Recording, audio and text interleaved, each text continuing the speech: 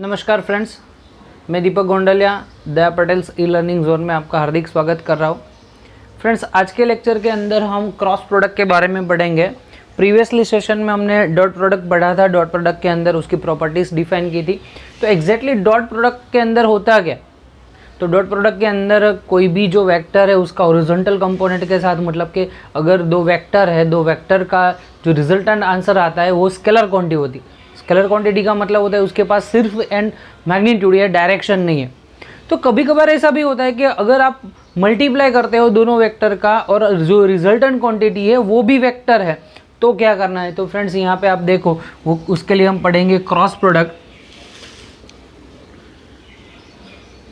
तो डेफिनेशन यहाँ पे कुछ ऐसे लिखेंगे, if resultant quantity of the two vector, if the resultant quantity of the two vector multiplication is a vector, that it is called the dot product। मतलब कि the multiplication is defined as a cross product। तो आप define कर सकते हो कि if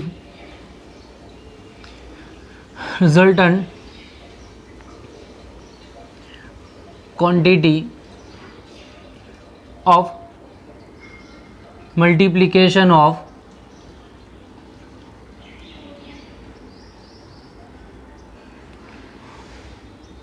two vector is vector, then it is called cross product. उसको आप क्या बोलेंगे? Cross product. तो जनरली क्रॉस प्रोडक्ट को डिफाइन करने के लिए आपके पास सिंबल है क्रॉस का, मतलब A cross B. Cross product मतलब A cross B. It should be represented as AB sin theta when we are removing the cross symbol. When we are removing the symbol that is AB sin theta, it is only magnitude and n cap is the direction. N cap is the direction. तो यहाँ पे लिख सकते हैं कि दो vector का जो मैग्नीट्यूड है AB sin theta मिलेगा और जो डायरेक्शन है वो डायरेक्शन आप रिप्रेजेंट करेंगे n cap से। मतलब मेरे पास दो चीज़ मिल गई, एक तो मैग्नीट्यूड मिल गया और दूसरा है डायरेक्शन। तो सपोज आपको रिप्रेजेंट करना है ए और बी की डायरेक्शन। पहले तो मैग्नीट्यूड कैसे फाइंड करते हैं वो देख लो। मान लो कि बी वेक्टर यहाँ पे, ए वेक्टर यहाँ पे, तो मतलब यहाँ पे एंगल थीटा है। मैं ऊपर क्या करता हूँ, बी का कंपोनेंट ए पे बनाता हूँ। बी का कंपोनेंट यहाँ पे, तो आपको पता है कि बी वेक्टर जिसके साथ एंगल बनाती है उसको बी कॉस थीटा बोलेंगे और जिसके साथ एंगल नहीं बनाती उसको बी साइन थीटा बोलेंगे। तो आपको पास बी साइन थीटा मिल गया। क्या मिल गया? B sine theta. तो मैं लिख सकता हूँ यहाँ पे एक कंपोनेंट है, लेकिन कौन सा कंपोनेंट? वर्टिकल। तो आप लिखेंगे A cross B is equal to magnitude of A into component of B, component of B. But कौन सा कंपोनेंट है? वर्टिकल। तो सिंपल सी चीज़ याद रखो, क्रॉस प्रोडक्ट के अंदर क्या लिखना है कि फर्स्ट का मैग्नीट्यूड और सेकंड का वर्टिकल कंपोनेंट। सेकंड का कौन सा कंपोनेंट लेना है? वर्टिकल कंपोनेंट हमने यहाँ पे ले लिया। और डायरेक्शन रिप्रेजेंट करनी है एन कैप। तो अभी देखो एन कैप कैसे फाइंड करना है। How to find direction.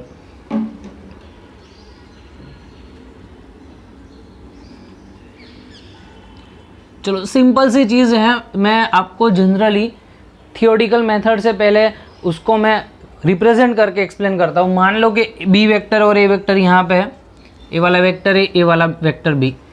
तो make a plane forming by the two vector. आपको एक प्लेन बनाना है by the two vector A and B. चलो मान लो कि ए और बी से ए प्लेन बन गया हमारा, मतलब ये यहाँ पे जो बोर्ड है वो हमारा प्लेन बन गया।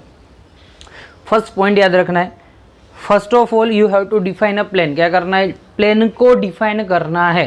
तो किससे प्लेन बनेगा? ए और बी। तो देखो ए वेक्टर यहाँ पे और बी वेक्टर यहाँ पे, तो दोनों वेक्टर इस बोर्ड के अंदर है, तो एक प्लेन बन गया। Now place right hand screw, मतलब right hand screw perpendicular to this plane, मतलब प्लेन के परपेंडिकुलर में एक स्क्रू प्लेस करना है। तो देखो हमने यहाँ पे स्क्रू प्लेस कर दी and rotate this screw from the first vector to second vector. मान लो कि फर्स्ट वेक्टर है, सेकंड बी है, तो हमने स्क्रू को रोटेट किया, तो ऐसे एंटी क्लॉकवाइज डायरेक्शन में स्क्रू रोटेट होता है। समझो यहाँ पे मैंने यहाँ पे स्क्रू प्लेस किया है, स्क्रू को मैं एंटी क्लॉकवाइज डायरेक्शन में ऐसे घुमा रहा हूँ। देखो आप देखो यहाँ पे स्क्रू घूम रहा है, तो अगर आप एंटी क्लॉकवाइज डायरेक्शन में घर पर ट्राई करना, स्क्रू को एंटी क्लॉकवाइज डायरेक्शन में निकालते हो तो मतलब वो बाहर आएगा। समझ में आया?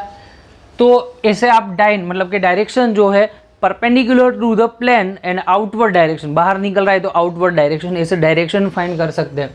तो कॉन्सेप्ट में लिख सकता हूँ, first of all make a plane forming bye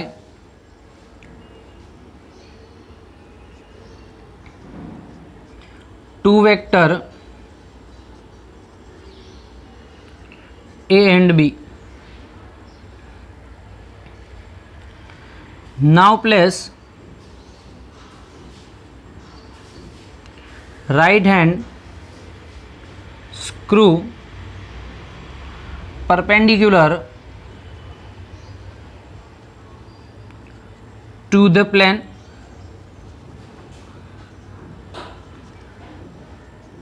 rotate the screw in a direction of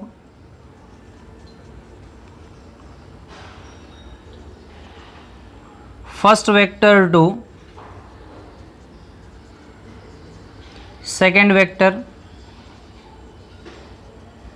मतलब जो भी स्क्रू है उसको फर्स्ट वेक्टर से सेकेंड वेक्टर के फॉर्म में रोटेट करना है।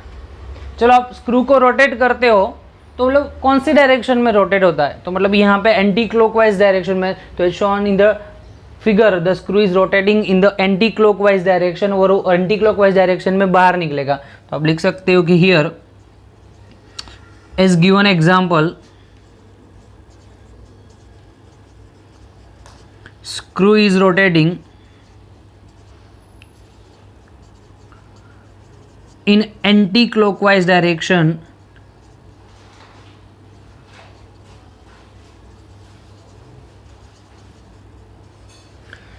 so resultant direction of resultant vector, so direction of resultant vector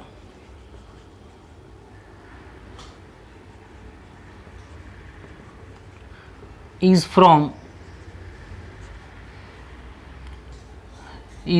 perpendicular to the plane, perpendicular to the plane and outward direction, outward का मतलब बाहर निकल रही है। थोड़ा सा मैं चेंज कर रहा हूँ, यही डायग्राम है, ए वेक्टर बी है और यहाँ पे है, मुझे फाइंड करना है बी क्रॉस है, मुझे क्या फाइंड करना है, बी क्रॉस है। तो फ्रेंड्स जब आप बी क्रॉस ए फाइंड कर रहे हो तो क्या होगा, तो सिंपल सी चीज़ है कि अगर आप बी क्रॉस ए फाइंड कर रहे हो तो इन दैट केस आपको स्क्रू रोटेट करना है, किस डायरेक्शन में रोटेट करना पड़ेगा, B2A, कौन से डायरेक्शन में, B2A। तो B2A जब रोटेट करते हो तो क्या होगा, क्लॉकवाइज में घूमेगा। कैसे घूमेगा, क्लॉकवाइज में। तो क्लॉकवाइज में मान लो कि परपेंडिकुलर टू द सरफेस रखो और क्लॉकवाइज ऐसे घुमाओ, ऐसे घुमाओ, देखो यहाँ पे पेन में रखिए, क्लॉकवाइज घुमाओ, ऐसे घुमा दे तो अंदर गया, तो मतलब होगा direction is perpendicular to the plane and inward, inward and perpendicular to the plane, to the plane. चलो आपको ये बात समझ में आ गई, क्रॉस प्रोडक्ट फाइंड करना है तो क्या होगा, तो क्रॉस प्रोडक्ट फाइंड करने के लिए आपको क्रॉस प्रोडक्ट के लिए A cross B is equal to A B sine theta होगा। डायरेक्शन फाइंड करने के लिए एक प्लेन बनाओ, प्लेन के परपेंडिकुलर स्क्रू प्लेस करो, स्क्रू जिस डायरेक्शन में आगे बढ़ता है उस डायरेक्शन में आप क्या फाइंड करेंगे, डायरेक्शन ऑफ रिजल्टेंट वेक्टर। बस यही चीज़ है, सिंपल सी। तो हमको आगे पढ़ना क्या है, प्रॉपर्टी। जैसे डॉट प्रोडक्ट था वैसे ही यहाँ पे क्रॉस प्रोडक्ट है, तो डॉट प्रोडक्ट की कुछ प्रॉपर्टी है तो क्रॉस प्रोडक्ट की भी कुछ प्रॉपर्टी होगी। तो चलो क्रॉस प्रोडक्ट की प्रॉपर्टी अब डिफाइन कर रहे हैं।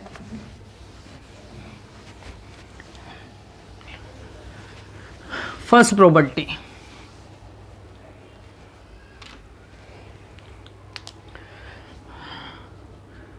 It is not commutative.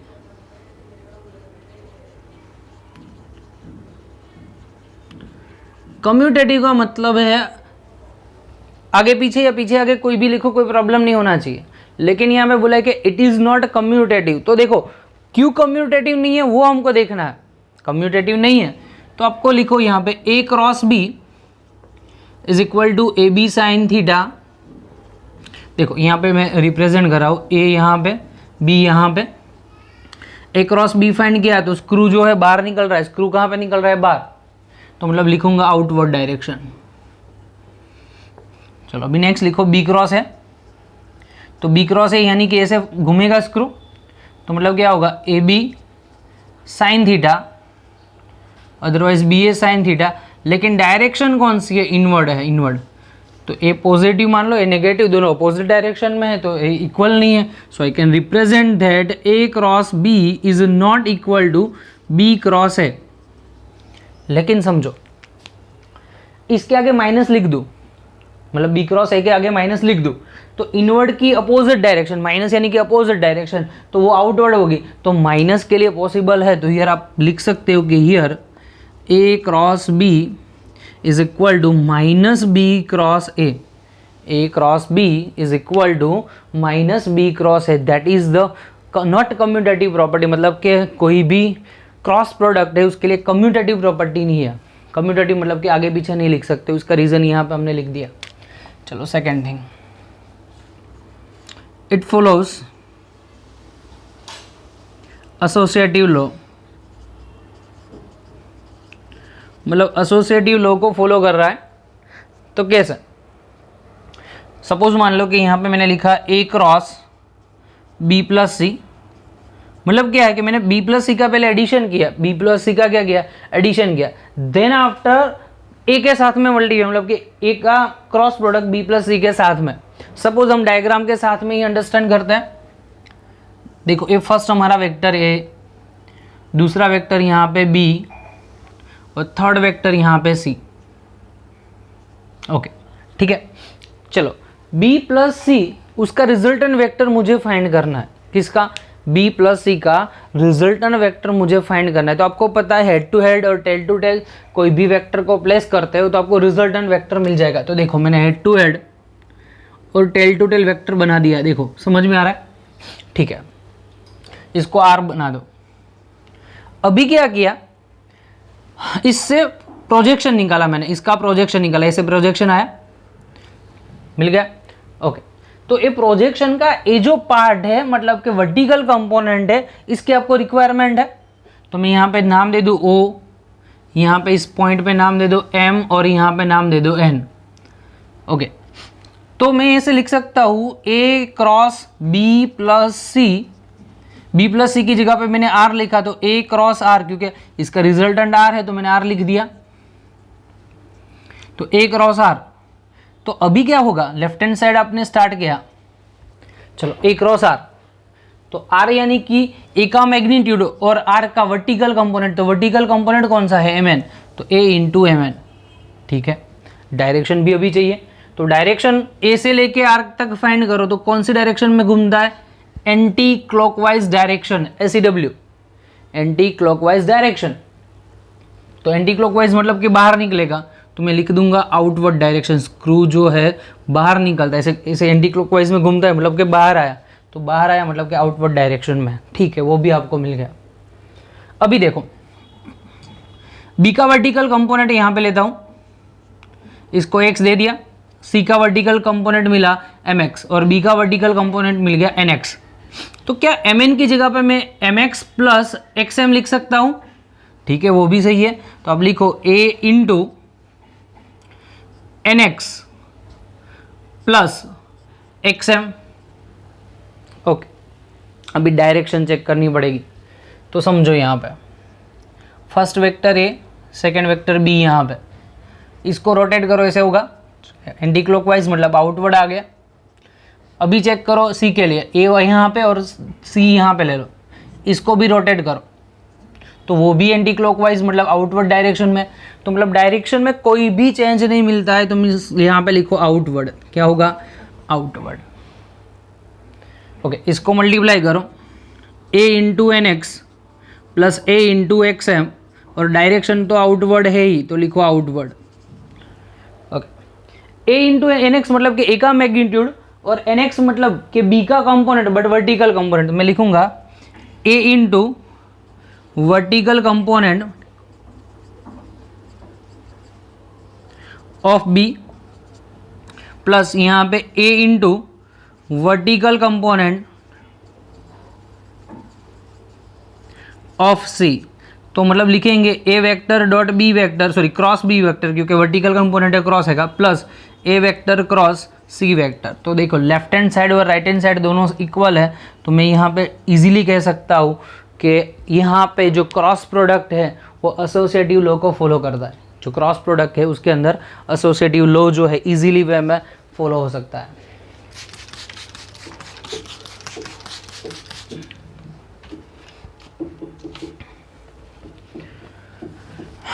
Second property खत्म, थर्ड प्रॉपर्टी अभी बाकी है। कि प्रॉपर्टी आपको पता है, थर्ड प्रॉपर्टी में आएंगे अगर दो वेक्टर पैरेलल है तो क्या होगा, उसके बाद में फोर्थ प्रॉपर्टी में है कि दो वेक्टर परपेंडिकुलर है तो क्या होगा, देन आफ्टर कंपोनेंट मतलब कि यूनिट वेक्टर के लिए है, देन आफ्टर है कंपोनेंट के लिए। वो सभी चीज़ आपने आगे पढ़ी है डॉट प्रोडक्ट में, वही मैंने रिवाइज कर दिया। आपको ऐसा लग रहा है कि जल्दी जल्दी में पढ़ा रहे, जल्दी जल्दी में मैं नहीं पढ़ा रहा हूँ, सिर्फ बोर्ड रब कर रहा हूँ, इसलिए मैंने बोल दिया जल्दी से।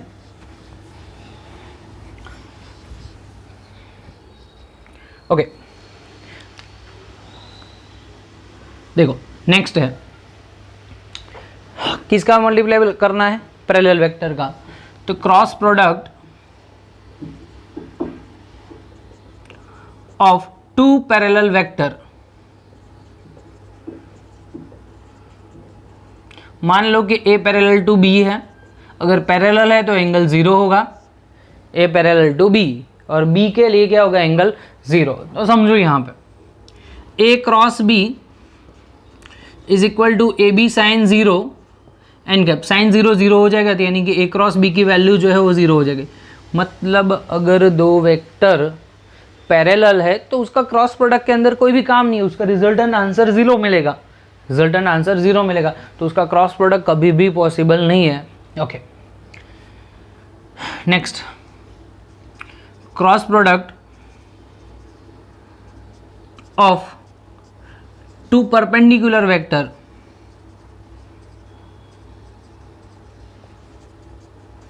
परपेंडिकुलर वेक्टर जो है उसका क्रॉस प्रोडक्ट निकालना है। देखो परपेंडिकुलर मतलब एंगल कितना होगा, 90 का, एंगल कितना होगा 90 का, तो एंगल हम कंसिडर करते हैं 90।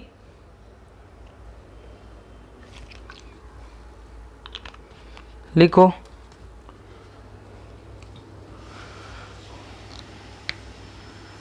Theta is equal to 90।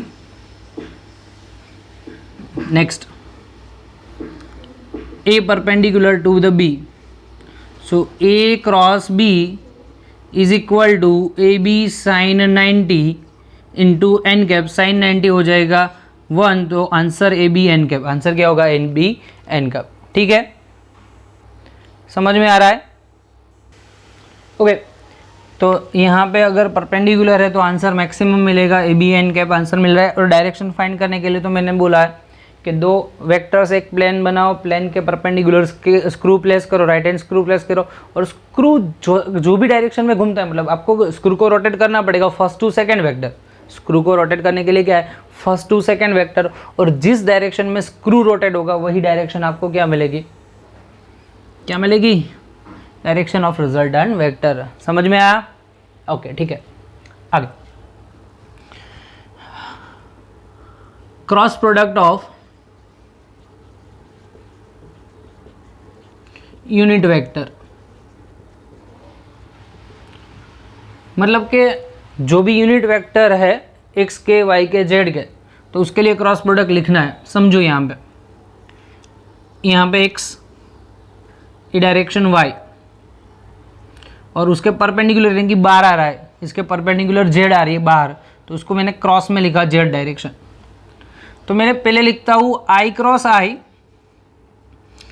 यानी कि x डायरेक्शन, दोनों x में है, x के अंदर दोनों से हम वेक्टर होते हैं, तो उसका आंसर मिलेगा एंगल थीटा 0। तो लिखेंगे 1.1 1.1 साइन 0 और एन कैप लिखना है तो ये तो आंसर साइन 0 0 हो जाएगा, एन कैप लिखने की ज़रूरत नहीं है। वैसे ही लिखेंगे जे क्रॉस जे मतलब 1.1 साइन 0, अगेन आंसर मिल गया 0 और वापिस आप लिखेंगे के क्रॉस के, तो के क्रॉस के का आंसर भी 0 मिलेगा। तो समझो मैंने आगे डॉट प्रोडक्ट में लिखा था अगर परपेंडिकुलर कंपोनेंट है, परपेंडिकुलर कंपोनेंट तो उसका डॉट 0 होता है, यहाँ पे उल्टा अगर दो पैरेलल कंपोनेंट है, कैसे पैरेलल, तो उसका डॉट प्रोडक्ट क्या होगा, सॉरी क्रॉस प्रोडक्ट क्या होगा, 0 होगा। समझ में आया? चलो ये पैरेलल का पार्ट खत्म, अभी परपेंडिकुलर की बात करते हैं।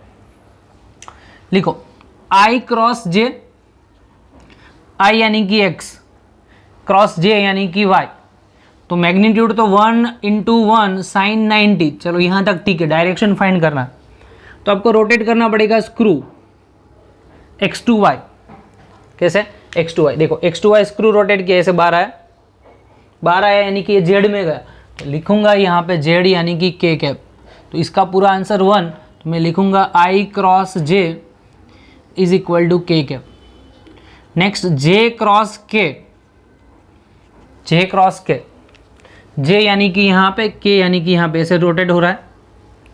ओके अभी आपके पास ऐसे प्लेन है, ये वाला जो थंब है वो रिप्रेजेंट कर रहा है वाई को, और आगे की जो फिंगर है वो फिंगर रिप्रेजेंट कर रही है किसको, जेड को।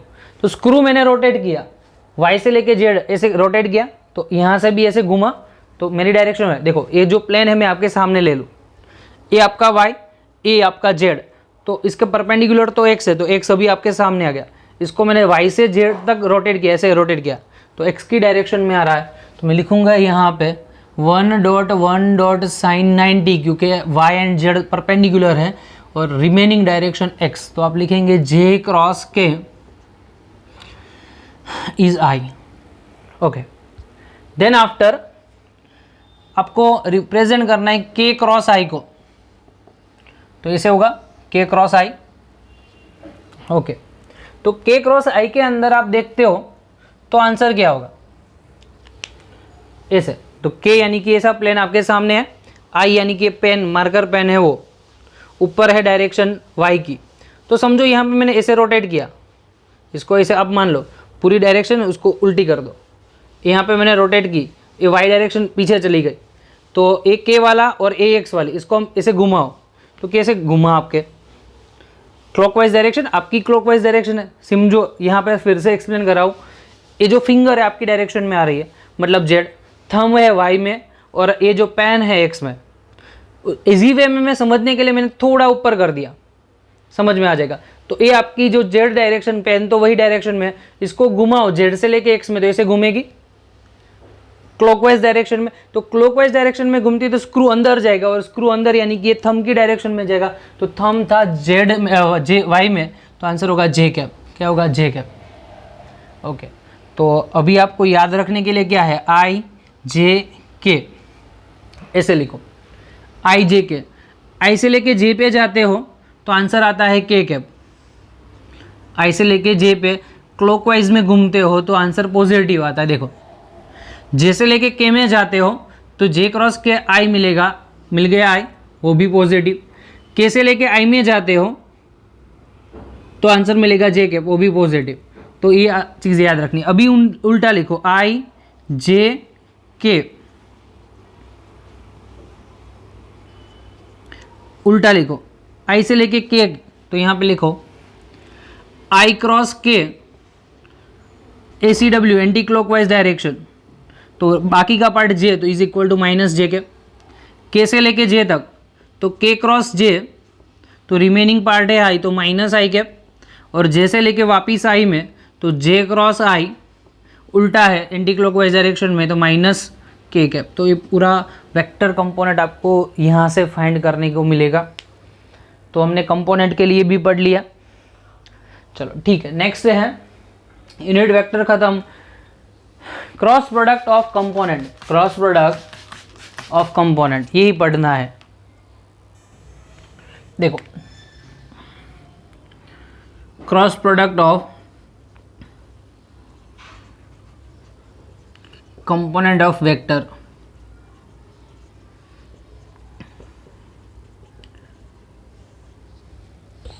मतलब कि वेक्टर के जो कंपोनेंट है उसका क्रॉस प्रोडक्ट लिखना है, तो पहले लिखो वेक्टर ए, यानी कि ए एक्स आई कैप प्लस ए वाई जे कैप प्लस ए जेड के कैप, बी एक्स आई कैप प्लस बी वाई जे कैप प्लस बी जेड के कैप।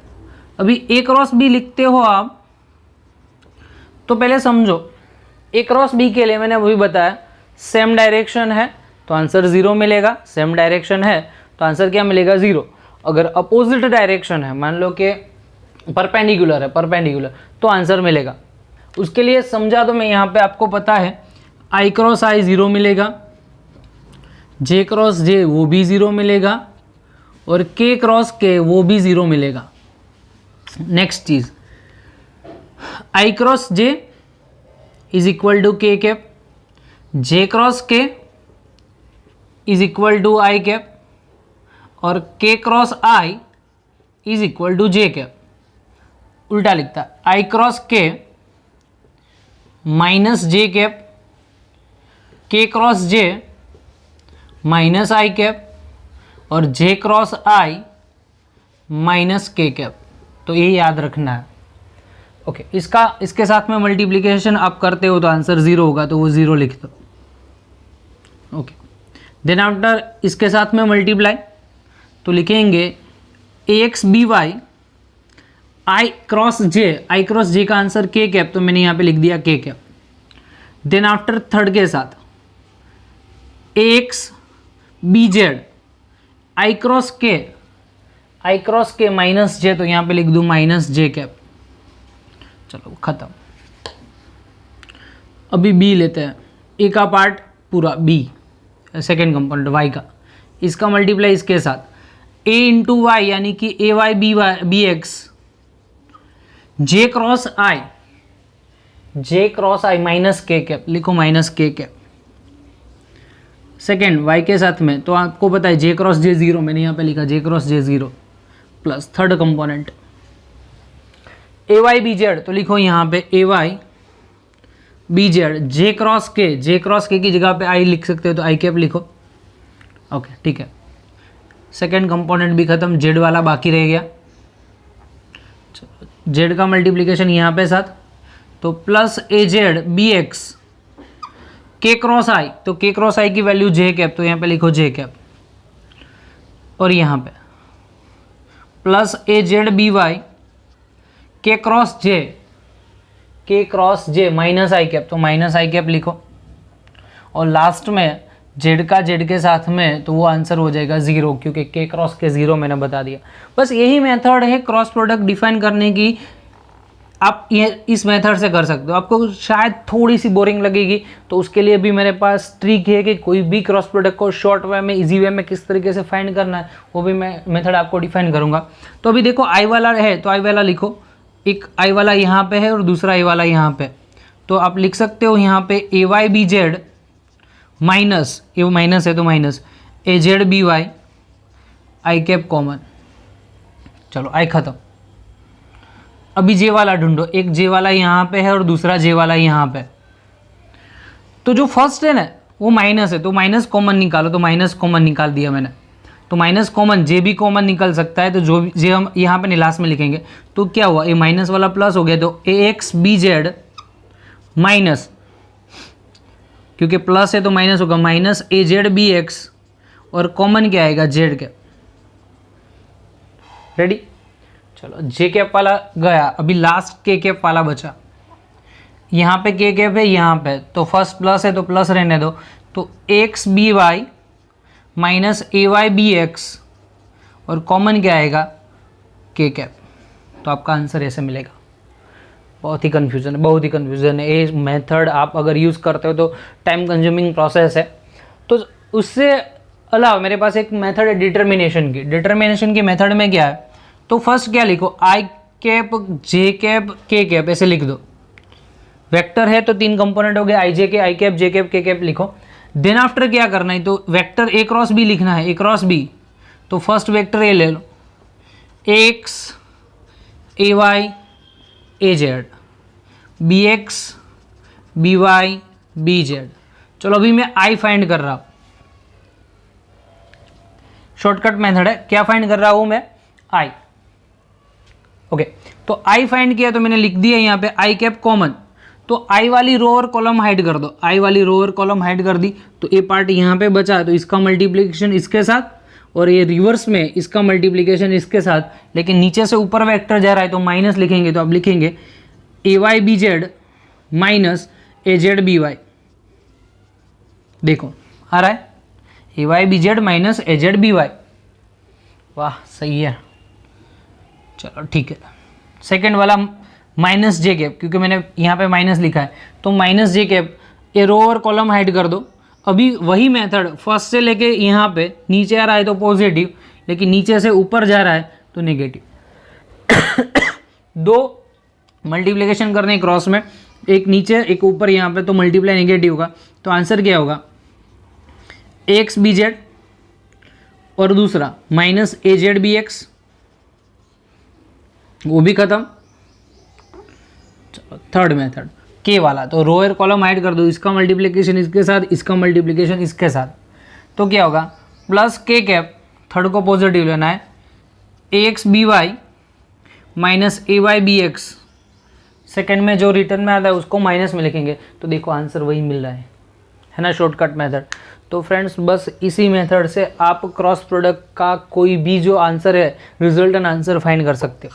मैग्नीट्यूड तो आपको पता है कि कोई भी वेक्टर का मैग्नीट्यूड फाइंड करना है तो क्या करेंगे? अंडर रूट में फर्स्ट कंपोनेंट का स्क्वायर प्लस सेकेंड का स्क्वायर प्लस थर्ड का स्क्वायर, उसका अंडर रूट जो भी आंसर मिलेगा वो आपको मैग्नीट्यूड मिल जाएगा।